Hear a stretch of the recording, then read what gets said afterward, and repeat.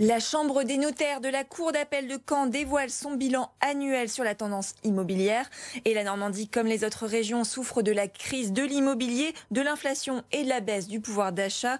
Les ventes sont en baisse et les prix flambent. On va faire le point sur la conjoncture économique avec toi, Tristan, et on commence avec les ventes.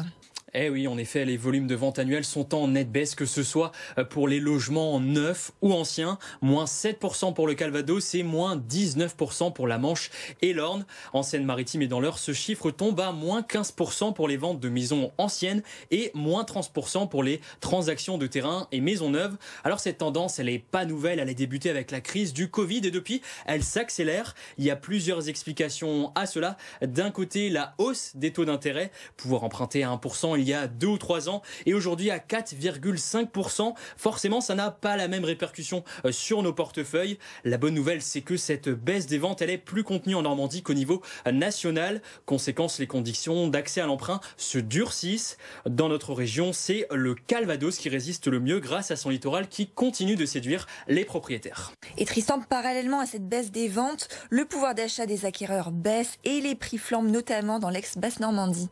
Tout à fait, Agathe. Entre août 2022 et août 2023, les prix des logements anciens ont bondi de 4 à 6%.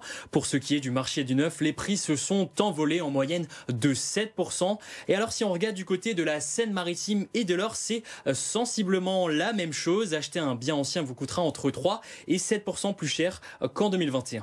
Alors jusqu'où ira cette tendance et à quoi s'attendre pour les mois à venir ?